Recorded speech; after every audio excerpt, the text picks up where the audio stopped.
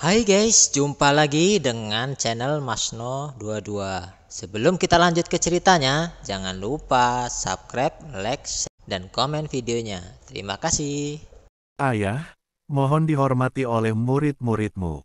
Seperti yang dikatakan hantu gunung iblis, dia akan berlutut di depan Chen Ping. Kali ini, Chen Ping ketakutan, dan dia buru-buru melangkah maju untuk membantu hantu tua Mosan senior, kamu. Apa maksudmu? Tingkat cahaya sucimu diajarkan oleh Master Iblis Angin itu sendiri, yaitu, murid leluhur Iblis Angin, jadi. Begitu itu datang, itu adalah patriark saya. Ketika saya melihat patriark, saya harus memberikan hadiah besar. Hantu Gunung Iblis menjelaskan. Ketika Chen Ping mendengar ini, dia dengan cepat menggelengkan kepalanya senior, saya baru saja menyelamatkan senior Feng Mo, dia baru saja mengajari saya cahaya suci, saya bukan muridnya, dan senior Feng Mo tidak pernah mengatakan bahwa dia menerima saya sebagai murid. Meskipun Patriark Feng Mo tidak mengatakan apa-apa, tapi jika dia memintamu untuk pergi ke Gunung Tianmo untuk menemukannya, maka dia pasti memiliki maksud itu. Bahkan jika kamu bukan murid dari Patriark Feng Mo, tapi kamu menyelamatkan Patriark kami, Anda juga seorang dermawan besar dari klan Feng Mo kami, saya harus sujud kepada Anda. Seperti yang dikatakan hantu Gunung Iblis tua, dia akan bersujud kepada Chen Ping. Chen Ping memegang Mosan Guilao erat-erat, dan berkata dengan malu senior, jangan lakukan ini, sebesar ini. Upacara, menyinggung junior.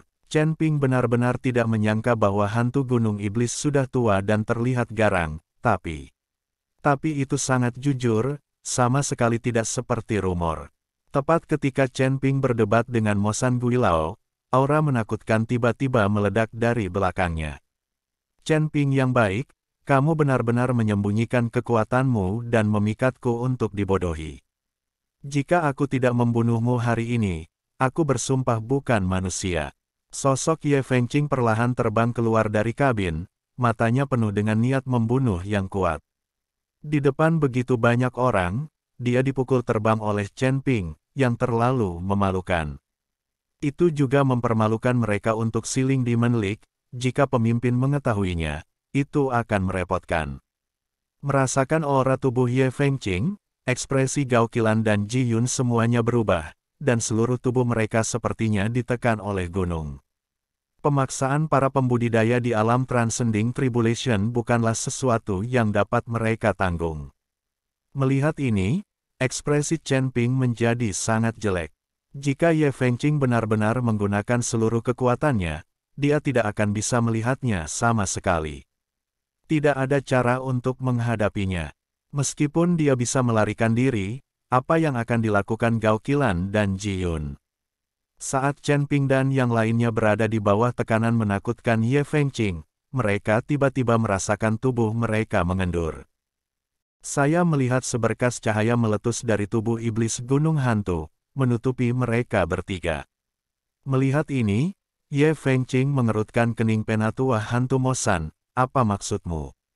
Tidak ada yang bisa mengancam integritas saya.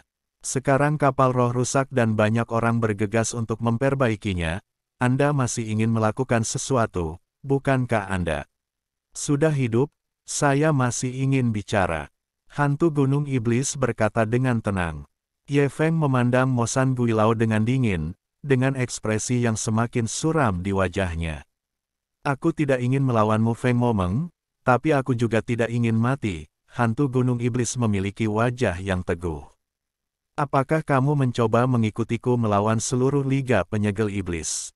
Ye Fengqing mengancam hantu tua Gunung Iblis. Pada saat ini, biksu lain juga mengelilinginya. Kali ini mereka tidak menghentikan penatua hantu Gunung Iblis, tetapi Ye Feng itu jelas. Ye Fengqing baru saja menamparkan Chen Ping, dan Chen Ping terpesona dengan satu pukulan, dan seluruh kapal roh rusak. Jika Ye Fengqing itu melakukan sesuatu sekarang, kapal roh pasti akan berakhir, dan itu akan tenggelam 100% pada saat ini. Tidak ada orang yang berani memperlakukan Chen Ping sebagai semut. Jika tidak, kita semua akan mati. Benar, Tamparan barusan hampir menghancurkan seluruh kapal roh. Sekarang kapal roh rusak, kita tidak boleh melakukan apa-apa lagi. Banyak biksu mengepung Ye Fengqing, tidak membiarkannya melakukan apapun. Wajah Ye Fengqing menjadi sangat jelek, tetapi tidak ada yang bisa dia lakukan, dan dia tidak ingin menimbulkan kemarahan publik. Lagi pula, dalam menghadapi pilihan hidup dan mati, semua orang bisa melakukan apa saja. Jika ini memaksa semua orang untuk melawannya, bahkan jika dia berada di alam kesengsaraan, dia mungkin tidak dapat menahan begitu banyak orang. Nak, aku ingat kamu, selama kamu berani pergi ke darat, aku akan membunuhmu. Ye Fengqing mengancam Chen Ping. Chen Ping tidak peduli, dia memiliki tanduk suci, dia bisa pergi ke darat kapan saja, selama dia pergi dari sini. Dia tidak percaya Ye Fengqing masih bisa menemukannya. Terlebih lagi, bahkan jika Ye Fengqing tidak mengejar dan membunuhnya, saya yakin Feng Momeng tidak akan menyerah padanya. Oleh karena itu, Chen Ping tidak takut dengan anggota Dimensi Linglik, mereka sudah seperti ini. Tuan Chen, Anda harus pergi ke belakang kura-kura suci dan pergi. Adapun Ye Fengqing, saya akan mengawasinya. Jika dia berani menyerang Tuan Chen, saya tidak akan membiarkannya. Masalah besarnya adalah aku akan diburu oleh Liga Iblis. Aku akan bersembunyi ketika saatnya tiba, dan aku akan bersembunyi selama beberapa dekade. Hantu Gunung Iblis berkata kepada Chen Ping, "Terima kasih senior, selama aku pergi ke darat, aku tidak perlu takut pada Ye itu." Chen Ping sedikit tersenyum. Selama dia kembali ke kota Kekaisaran Iblis, dengan kekuatan Ye Fengqing, tidak mungkin dia memasuki kota Kekaisaran Iblis. Biarkan Yihe berurusan dengannya nanti setelah mengucapkan selamat tinggal pada hantu Gunung Iblis. Chen Ping membawa Gao Qilan dan Ji Yun dan melompat ke belakang kura-kura suci. Kemudian di bawah perintah Chen Ping, penyu suci berlari menuju pulau kecil. Ye Fengqing melihat Chen Ping pergi dengan kura-kura suci, wajahnya sangat marah, dan giginya bergemeletuk. Teriak Ye Fengqing dengan keras, kapal roh telah rusak, dan tidak cocok untuk terus berlayar di Laut Hitam. Tuan Kemudi, kapal roh rusak, dan perlu diperbaiki dan formasi diatur ulang sebelum dapat melanjutkan berlayar. Seorang anggota staf yang mengenakan jubah gosip berlari dan berkata, "Kalau begitu cepat dan perbaiki." Ye Fengqing menatap dengan marah, dan berteriak keras. Staf sangat ketakutan sehingga mereka bergegas memperbaikinya. Tetapi pada saat ini, perahu roh itu tiba-tiba berguncang, dan puluhan kura-kura suci melilit perahu roh itu lagi dan mulai bergerak. "Ayo pergi." Pada saat ini, semua orang panik, tidak tahu kemana kura-kura suci ini akan membawa mereka. Kapal roh rusak, dan mereka tidak punya pilihan selain membaca mantra untuk menghentikan kura-kura suci. Perahu maju. Kura-kura suci ini mahir dalam spiritualitas, dan memiliki temperamen yang lembut, dan tidak pernah berinisiatif menyerang manusia, jadi mereka membawa. Bergerak maju dalam kapal roh belum tentu berbahaya. Mungkin tanduk suci ini tahu di mana ada banyak harta karun, dan mereka khusus membawa kita ke perburuan harta karun. Kata hantu gunung setan tua. Setelah mendengar ini, semua orang merasa bahwa apa yang dikatakan hantu gunung iblis itu masuk akal, dan mereka semua sangat santai. Mereka semua kembali ke kamar mereka dan membiarkan kura-kura suci memimpin perahu roh ke depan. Dan Chen Ping dan yang lainnya duduk di belakang penyu suci, meski kondisinya tidak sebaik dan senyaman di perahu roh. Namun di punggung kura-kura suci ini, Anda bisa menghadapi angin dan ombak, serta melihat pemandangan lautan tinta yang juga sangat memuaskan. Mencicipi, Chen Ping duduk di belakang kura-kura, memegang bola pengikat angin di tangannya.